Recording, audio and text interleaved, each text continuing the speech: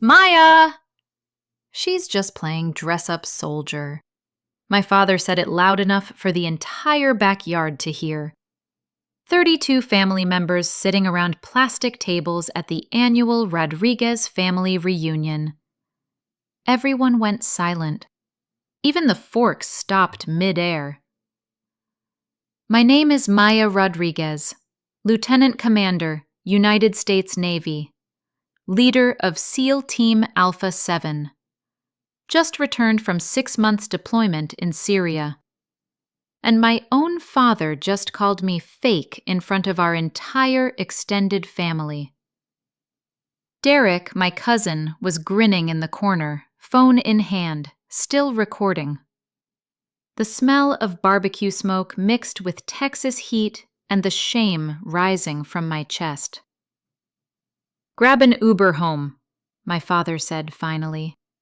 "I'm not driving you." But before I tell you about the week that followed, when all of San Antonio learned who Maya Rodriguez really was, let me tell you how this all began. This story didn't start at that family reunion. It started when I was 8 years old, standing in that same backyard, with tears in my eyes and my heart breaking for the first time. I remember that summer day like it was yesterday. The smell of barbecue from the pit mixing with dried Texas grass. Laughter and conversations in Spanish and English echoing across the yard. This was Grandpa and Grandma's house, where I grew up, where I thought I belonged. Derek, my cousin, was 10 then, throwing a baseball with the other boys. I stood on the sidelines in the flowered dress Mom made me wear, watching them play with longing in my eyes. "Can I play?" I asked quietly. Derek laughed. "Baseball's for boys, Maya. Go play with dolls or something." I didn't have dolls. I'd never liked dolls. What I loved was the feel of a baseball in my hand, the sound when it hit the glove, the focus needed to connect with a fastball. Grandpa, a Vietnam vet with weathered hands and a kind smile, had taught me to throw. He told me, "Mija, strength isn't about being loud. It's about staying steady when everything's shaking." But Grandpa wasn't here that day. He died the year before, leaving me with a family that couldn't understand why a little girl wanted to throw baseballs instead of having tea parties. "Dad," I turned to my father, sitting in his plastic chair with a cold beer in his hand. "Can I play baseball?" My father, Roberto Rodriguez, looked at me over his sunglasses with tired eyes. "Maya, girls don't play sports. Go inside with your mother. Learn to make tamales." "But Dad, I know how to throw." "Grandpa taught me." "Grandpa's dead," my father cut me off, his voice cold as ice. "And his crazy ideas about training girls like boys died with him. You're female. Act like one." I stood there, 8 years old, in that too-tight flowered dress, feeling like the world was collapsing. Derek and the boys kept playing like nothing happened. Mom called from the kitchen, "Maya, ven acá. Come help with the tortillas." But I didn't go inside. Instead, I walked to the far corner of the yard, where Grandpa used to sit with me, and I cried. Cried because of the unfairness. Cried because of the loneliness. Cried because I knew that in my own family, I would always be an outsider.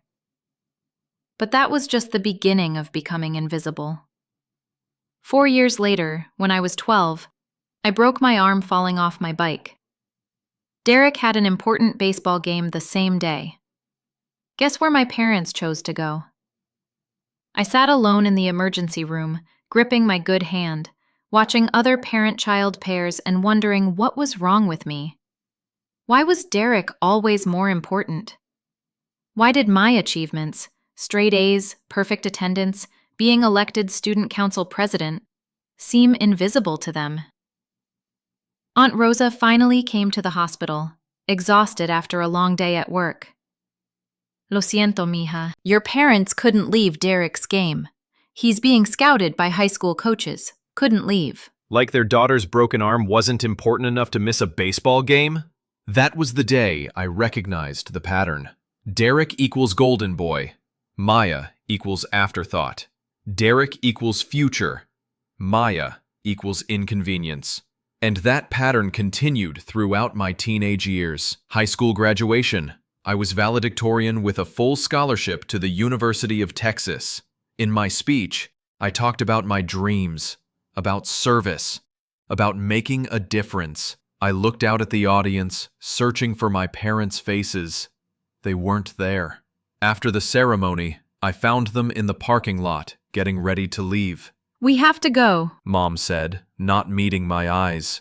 Derek has a party with friends. Important for his social development. Social development. While their daughter had just graduated valedictorian and received a full scholarship. What about my ceremony? I asked, my voice barely above a whisper.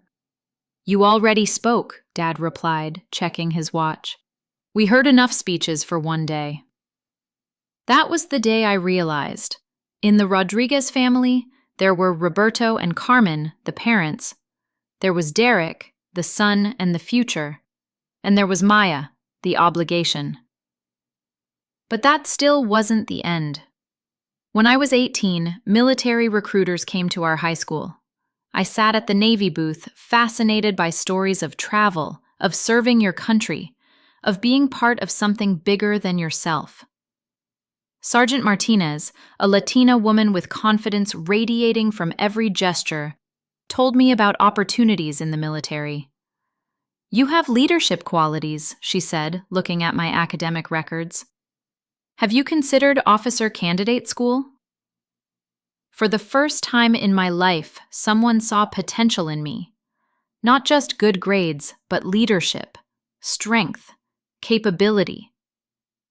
I went home with brochures and dreams. My father looked at me like I'd just said I wanted to join the circus. Military, he laughed, but there was no humor in it. Maya, you're female. Women don't belong in combat. Forget this nonsense and focus on finding a husband. But Dad, women serve in the military. They play support roles, he interrupted. Push papers, answer phones. Not real military service, certainly not combat. Derek, 20 then, was lounging on the couch with the remote control and smirked. Yeah, Maya, leave the fighting to real soldiers, like men. Besides, Dad continued, you need to think about your future. Marriage, children, real responsibility. Real responsibility. Like serving your country wasn't real responsibility. That was the night I made the decision that would change everything. Lying in bed, looking up at the ceiling with those glow-in-the-dark stars Grandpa had put up for me years ago, I made myself a promise. I would prove them wrong. All of them. I would join the Navy. I would become an officer. And if possible, I would become a cell. Not to spite them, but to honor Grandpa's memory. The only person who'd ever believed in me. The person who'd said, Mija, sometimes you have to become strong alone before others can see your strength. 3 months after graduation, I raised my right hand and took the oath of enlistment. My parents didn't attend. They were busy with Derek's college orientation. But I didn't cry that time. I was done crying for their approval. Instead, I looked straight ahead and began the journey that would transform me from an invisible girl into a decorated naval officer. A journey they would never understand. Until the week after that family reunion, when the truth finally surfaced. But before that, I have to tell you about what really happened during those years I was gone. About the blood, sweat, and tears of becoming a cell. About missions no one in my family ever dreamed were possible. Because when Derek called me a fake soldier, he didn't know that Maya Rodriguez had saved 12 men's lives under direct enemy fire in the Syrian desert. And that's the story I'll tell you next. 3 months after graduation, I stood in a recruit station in San Antonio with 23 other people, raised my right hand, and swore to defend the United States of America. The national anthem played. Everyone else had family there, parents crying, siblings proud. I stood alone. My parents were busy with Derek's college orientation. Their daughter joining the military wasn't important enough to miss helping their golden boy settle into his dorm room. But I didn't cry. I was done crying for their approval. Instead, I looked straight ahead and began the journey that would change everything. Navy boot camp at Great Lakes, Illinois.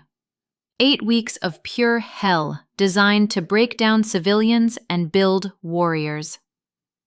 The smell of diesel fuel mixed with sweat, the sound of boots marching on concrete, the taste of fear and determination in your mouth.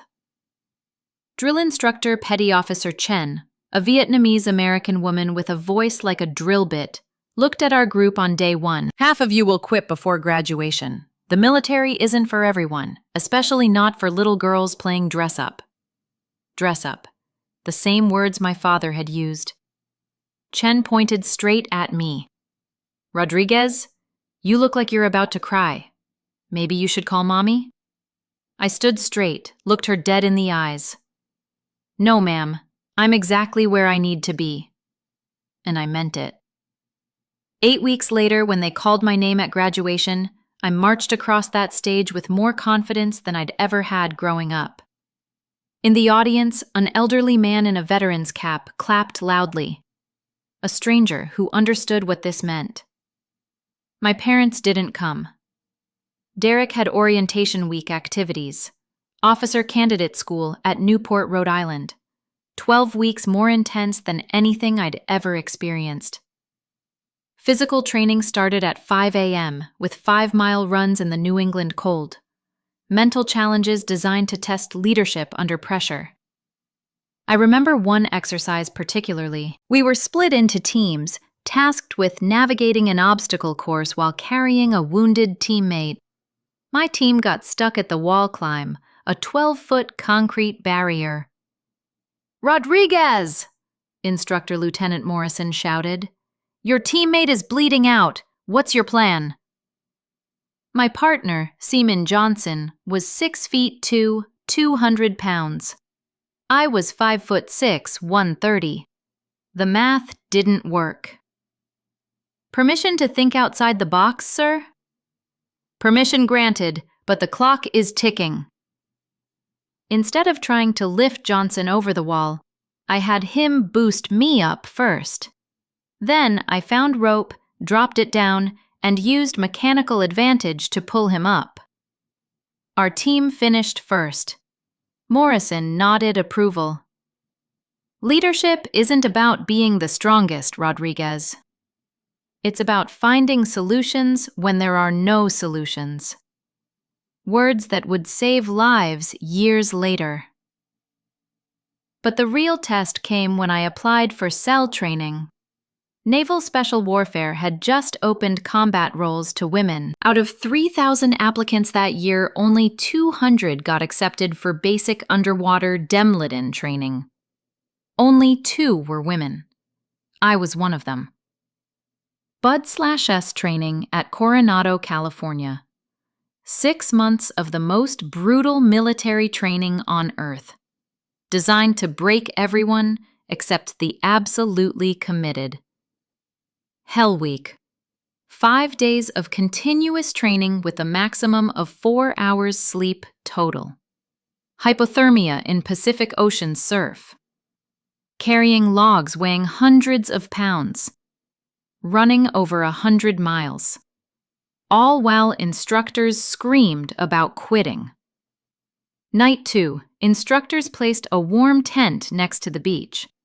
Coffee, hot food, dry clothes visible inside. All we had to do to get that comfort was ring the bell 3 times and quit. 87 people started my class. By day 3 of Hell Week, 43 had rung out. I was hypothermic, exhausted, hallucinating. Every muscle in my body screaming. Instructors surrounded us at 3 a.m. "Rodriguez, you look like hell. Why don't you ring that bell? Go home to your family. I bet Daddy would be proud you made it this far." For one moment, I thought about my father, about a warm home, about not having to prove anything anymore. Then I thought about Grandpa, about staying steady when everything's shaking. "Hoo-yah, instructor, still here. 23 people graduated from my Buds class. I was one of 2 women, the only Latina. When they pinned the trident on my chest, the symbol of a Navy SEAL, I felt something I'd never felt before.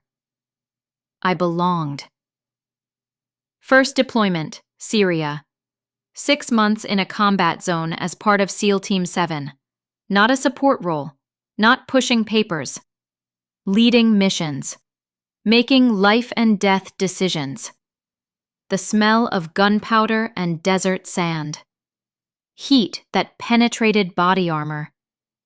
The sound of helicopter rotors and distant gunfire. The weight of responsibility for your teammates' lives. The mission that changed everything happened 3 months in. Intelligence reported 12 Marines captured by enemy fighters in a village outside Aleppo. The rescue operation had a narrow window before the prisoners would be moved deeper into hostile territory. I was assigned team leader. We inserted at 0200 hours. 4-man SEAL team moving through urban environment with 0 margin for error. My job? Keep everyone alive and bring those Marines home. The target building was a 3-story compound surrounded by hostiles. Entry required precision timing. Simultaneous breach from multiple angles while suppressing enemy fire. "Rodriguez, this is your call," radioed Lieutenant Commander Park from base. "You have authority to abort if the situation becomes untenable." Through my night vision scope, I could see the Marines tied up in the courtyard, wounded, scared, waiting for a rescue that might never come.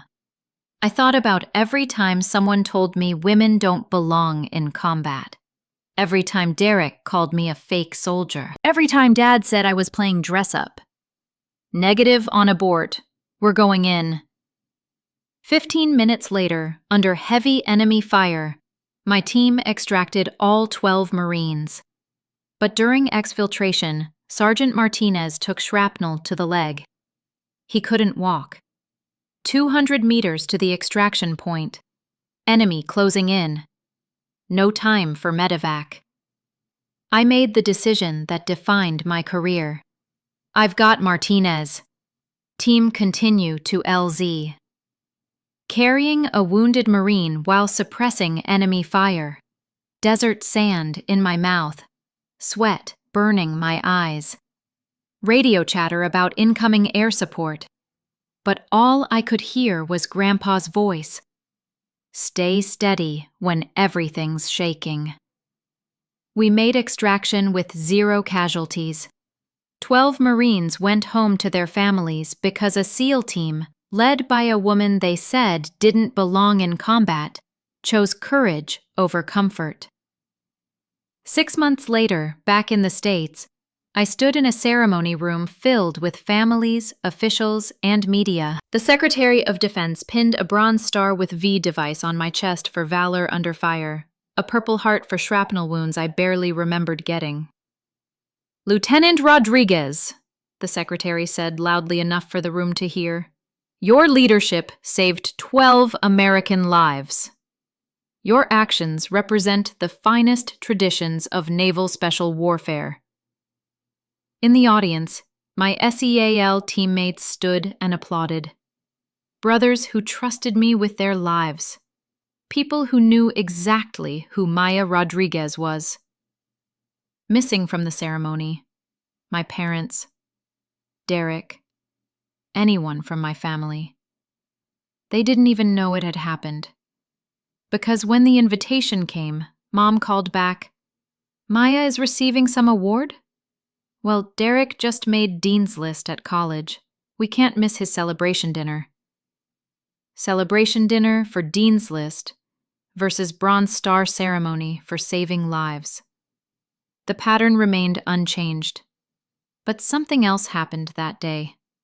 After the ceremony, Colonel Park pulled me aside. Rodriguez, you're being considered for promotion and an advanced leadership role. Your record is exemplary. One question. Does your family understand what you've accomplished? I thought about Dad calling my uniform a costume, about Derek filming my humiliation, about years of being dismissed, overlooked, called fake. Sir, my family thinks I play dress-up for a living. Colonel Park stared at me for a long moment. Then, Rodriguez, maybe it's time they learned otherwise. He was right, because 6 months later at that family reunion, when Dad called me a fake soldier in front of 32 relatives, I knew something they didn't. Within 1 week, they would discover exactly who Maya Rodriguez really was. And when the truth surfaced, jaws wouldn't just drop. They would hit the ground. 6 months after that first family reunion, I was standing in the same backyard again. This time, not because I wanted to be there, but because my mother called with the guilt and manipulation I knew so well. Maya, you have to come. It's Grandma Maria's birthday. She's 80 years old. You can't miss it. I'd considered saying no, but I loved Grandma Maria. She was the only person in the family besides Grandpa who'd ever treated me like a human being instead of an inconvenience. So I came, wearing dress blues again, fresh from another deployment in Iraq, ribbons and medals heavy on my chest. Evidence of service they refused to see. The atmosphere was different from 6 months before, tenser, like everyone was waiting for round 2 of the conflict they'd watched unfold last time. Derek spotted me first. Now 24, still living with his parents, still working part-time at GameStop, still convinced he was superior to his cousin who served her country. "Well, well," he announced loudly, phone already ready to record. "Look who's back from summer camp." Laughter from a few cousins. Not malicious, just thoughtless. Like they genuinely believed military service was some extended vacation. Dad, sitting in the same plastic chair with the same beer, looked up from his conversation with Uncle Carlos. His expression shifted from mild annoyance to outright irritation. "Maya," he said, voice carrying across the yard. "I thought we discussed this costume nonsense." Costume. Again. "Dad," I said quietly, "I'm here for Grandma's birthday. Nothing more." "Good. Then take off that outfit and join the family like a normal person." Outfit. Like my bronze star and purple heart were accessories from a Halloween store. Derek stepped closer, phone camera rolling. "Seriously, Maya, when are you gonna grow up? Stop playing soldier and get a real job?" "This is a real job, Derek." "Come on," he laughed. "What do you actually do? File papers? Make coffee? I bet you've never even left base." Murmurs of agreement from some relatives. They honestly believed women in the military were glorified secretaries. Isabella, Derek's new girlfriend, looked uncomfortable. "Maybe we should just—" "No, this is important," Derek cut her off. "Maya needs a dose of reality. Look at her, standing there in that costume like she saved the world or something." Saved the world. The irony was almost funny. Dad stood up, beer bottle pointing at me like a weapon. "You know what your problem is, Maya?" Pride. You think you're better than family because you wear a uniform. But underneath all that, you're still just a little girl who couldn't accept what she was. what she was. Like being a woman meant accepting the limitations he set. And what am I, Dad? You're female. You should be married, have children, contribute to this family properly, instead of this fantasy. Fantasy. Saving 12 Marines was a fantasy. The yard had gone quiet. 32 people watching family drama unfold. Some looking uncomfortable. Others entertained. All waiting to see if Maya would finally break. I felt that familiar surge of anger, the same feeling from childhood, being dismissed, overlooked, told I was wrong for wanting more. But this time, something different happened. My phone rang. Military ringtone, the urgent call pattern I recognized immediately. "Excuse me," I said, pulling out my phone. "I need to take this." "Oh, here we go." Derek smirked to his camera. Probably her supervisor checking if she finished filing reports. I answered professionally. "Lieutenant Rodriguez." The voice on the other end was clear, authoritative, and loud enough for people nearby to hear. "Ma'am, this is Colonel James Park, CENTCOM Operations. Sorry to interrupt your leave, but we need confirmation on Mission Report 247 from your Syria deployment." Syria deployment. Suddenly, some relatives were paying closer attention. Colonel Park continued, his voice carrying across the increasingly quiet yard. "Is this Lieutenant Maya Rodriguez who led the Alpha 7 extraction operation?" Derek's camera was still rolling, but his smirk was starting to fade. "Yes, sir, this is Rodriguez." "Outstanding. Ma'am, I'm calling because the Secretary of Defense wants to personally thank you for that operation.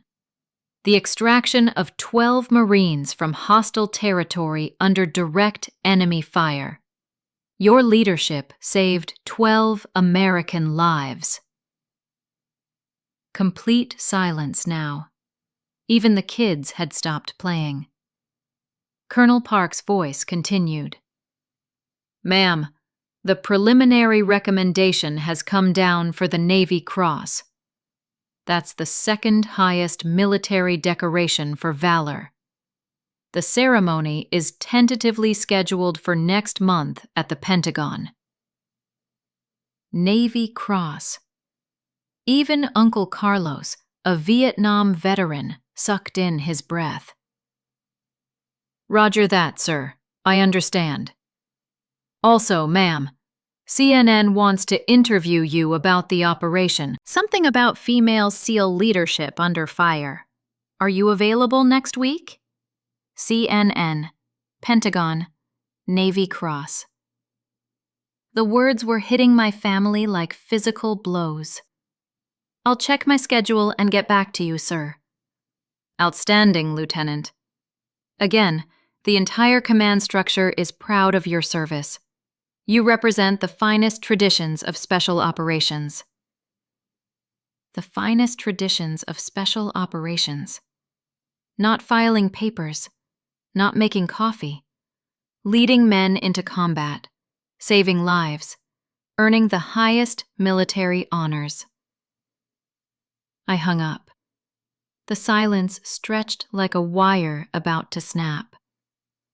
Isabella was the first to speak, her voice barely a whisper. "Navy Cross.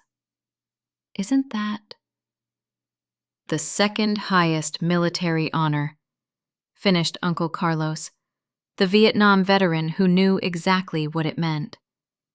"Only the Medal of Honor ranks higher." Derek's phone was still recording, but he was no longer smiling. His face had gone pale.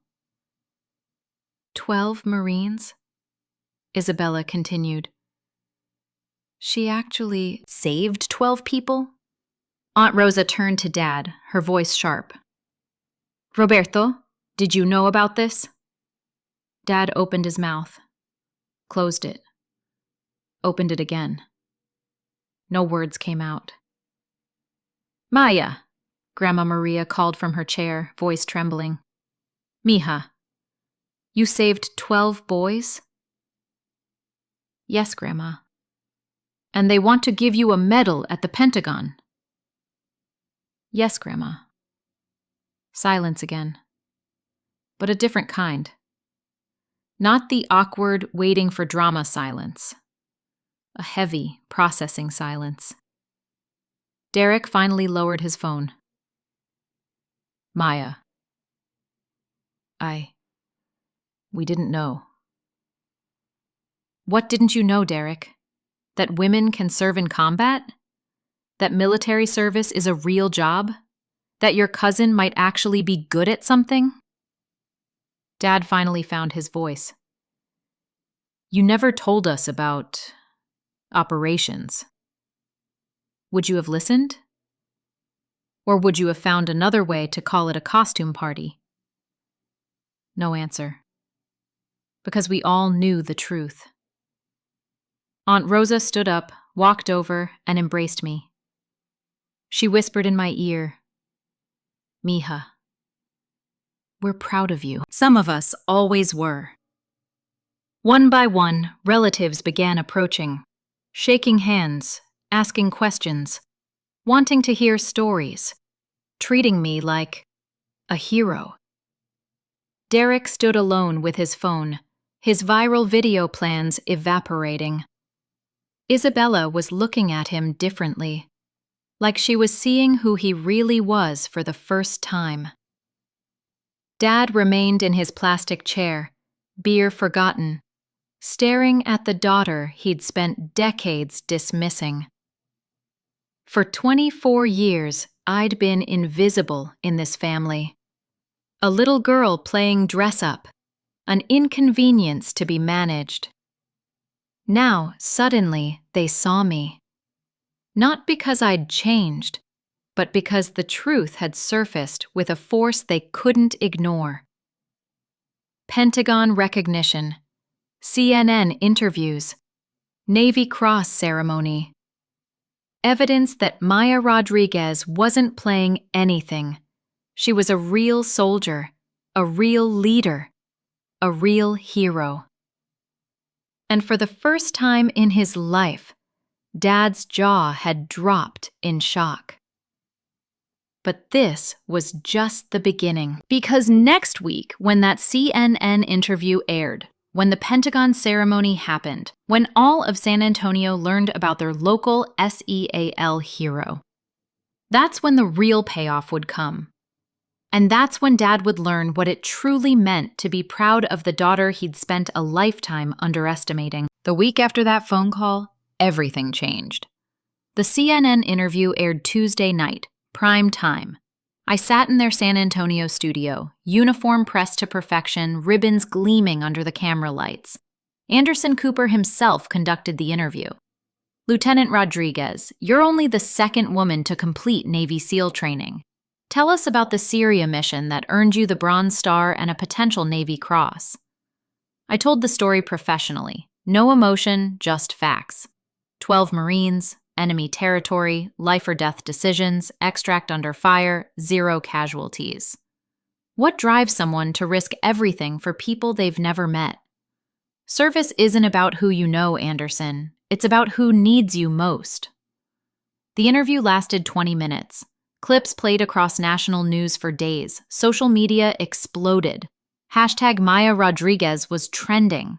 Articles about female SEAL leadership, military analysts praising my tactical decisions. My parents watched from their living room. The whole family did. Uncle Carlos called afterward, his voice shaking. Mija, I'm a Vietnam veteran. I know what you did over there. I'm proud. Dad said nothing. Wednesday, the Pentagon ceremony announcement hit local news. San Antonio native to receive Navy Cross. Photos from the CNN interview, details about the rescue mission. A quote from the Secretary of Defense. Lieutenant Rodriguez represents the finest traditions of American heroism. Thursday morning, I walked into the grocery store in my neighborhood, the same H-E-B where I'd shopped since high school.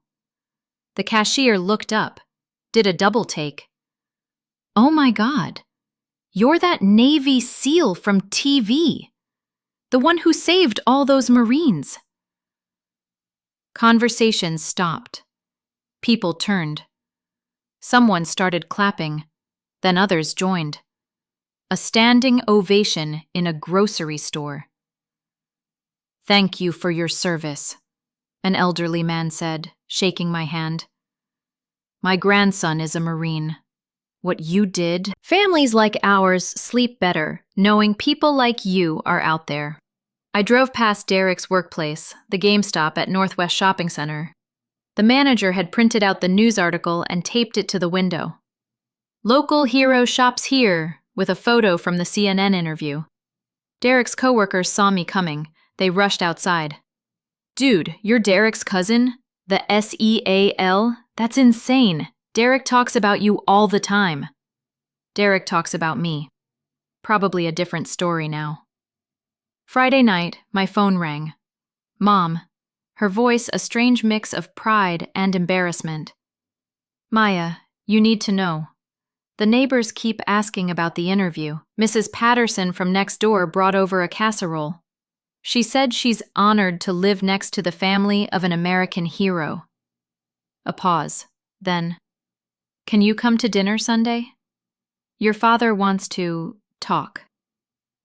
Dad wants to talk. 24 years too late." "I'll think about it, Mom." Saturday morning brought a real surprise. A knock at my apartment door. Derek standing there, alone, looking like he hadn't slept. "Maya, can I come in?" I let him in. He sat on my couch, head in his hands. "I messed up. Big time. Isabella broke up with me." "I'm sorry to hear that." "No, you're not. And you shouldn't be." He looked up. "She said she can't be with someone who mocks heroes." Her exact words. Heroes.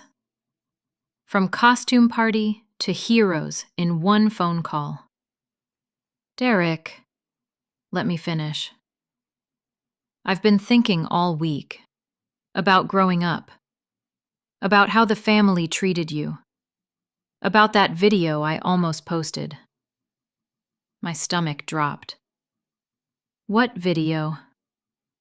"From the reunion. When Dad called you fake. I was gonna post it, make it go viral. Mock you for getting triggered by family truth." The video. Derek had recorded my humiliation and planned to broadcast it nationwide. I had captions ready. "Triggered military sister can't handle reality." I'd already picked out hashtags. "Why didn't you?" "Because Isabella saw it. She asked who you were. I told her my cousin who plays soldier. She looked at the video and said, 'Derek, that woman saved people's lives, and your family is mocking her? What kind of people are you?' Isabella, a stranger who saw the truth before my family did. I deleted everything. But Maya, I'm sorry. Not just for the video, for everything. Years of calling you fake, making jokes, not seeing who you really were. Derek, no, listen. I'm 24 years old, living with my parents, working part-time, and I've achieved nothing meaningful. You're a decorated war hero who saved a dozen lives, and I called you a fake soldier."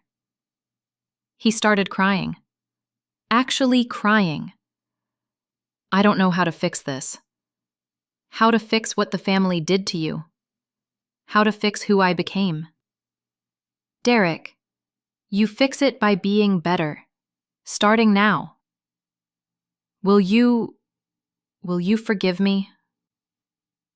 I looked at my cousin who'd spent decades making me feel small, who'd planned to humiliate me publicly, who'd finally realized the cost of his cruelty.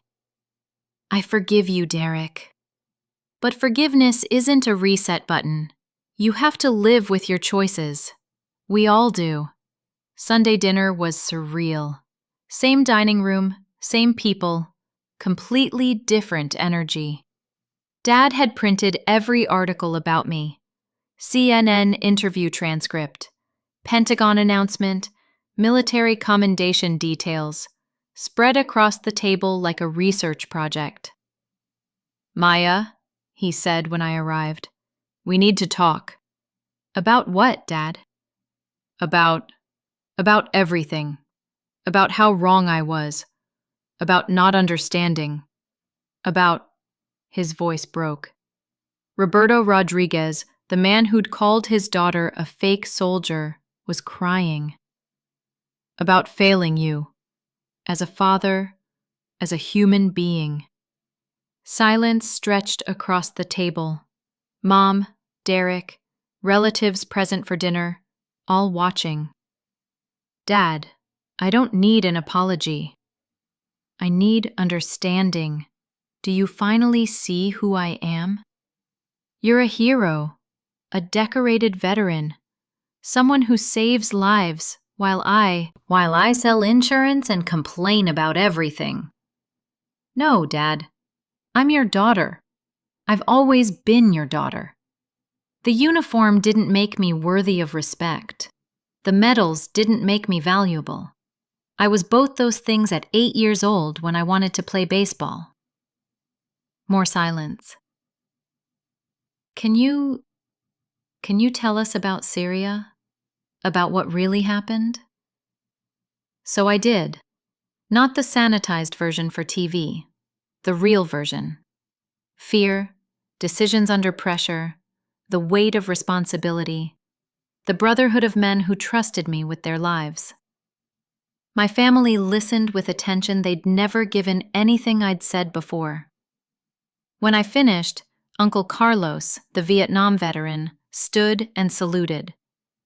Lieutenant Rodriguez. Others followed, one by one, standing, acknowledgement, respect. Dad was last. He slowly rose from his chair, hand to forehead in a shaky salute. I'm proud of you, Mija. I should have said that decades ago. Dad, you don't have to. Yes, I do. For 24 years, I told you who to be instead of seeing who you were. I'm sorry. I'm so damn sorry. Roberto Rodriguez never cursed around family. He had rules about language, respect, propriety.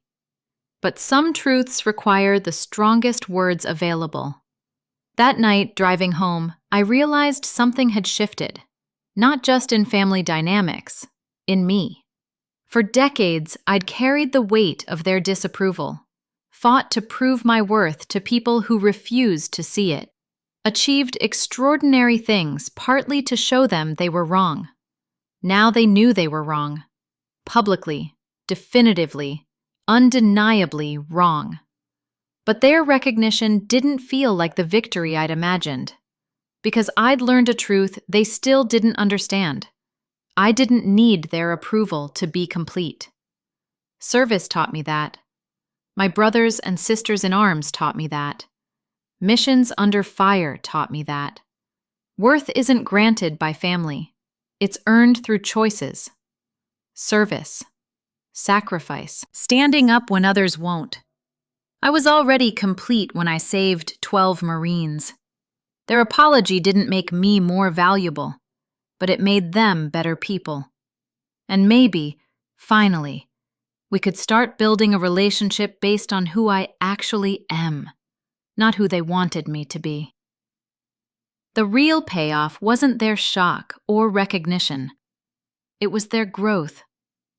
And that, finally, was enough. 1 year after that family reunion, I stood on the Pentagon stage, wearing dress blues with every decoration I'd ever earned. The Secretary of Defense was pinning the Navy Cross to my chest, the second highest military honor in our country. "Commander Maya Rodriguez," he said, his voice echoing through the auditorium. "Your extraordinary heroism and leadership under fire exemplify the finest traditions of the United States Navy." Commander. I'd been promoted. In the audience, my entire Alpha 7 team stood and saluted. My real family. People who'd bled beside me, trusted me with their lives, never questioned my worth. But there were also unexpected faces in the crowd. My parents. Derek. Grandma Maria in her wheelchair. Uncle Carlos in his own dress uniform. Extended family who'd flown across the country to witness this moment. When the ceremony ended, Dad approached carefully, like a man learning to walk after an injury.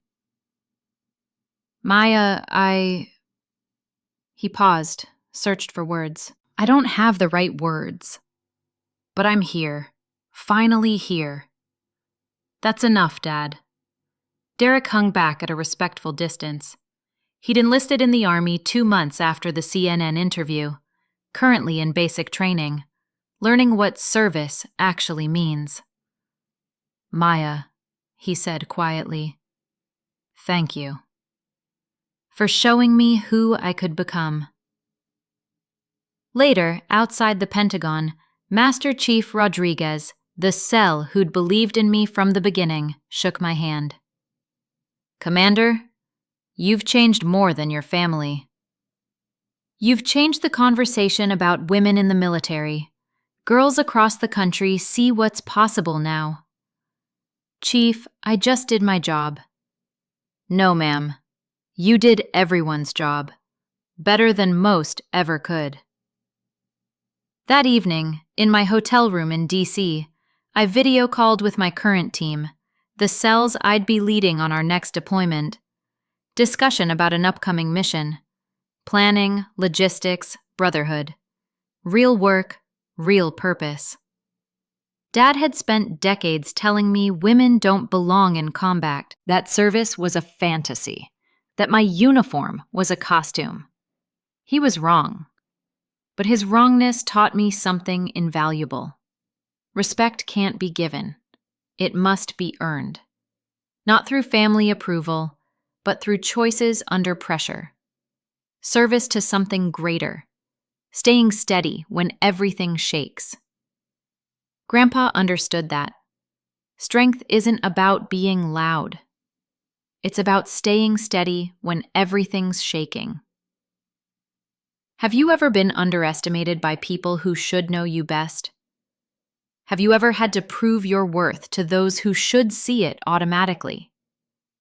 Your story matters. Share it in the comments below. Sometimes the people who believe in you most aren't the ones who share your blood.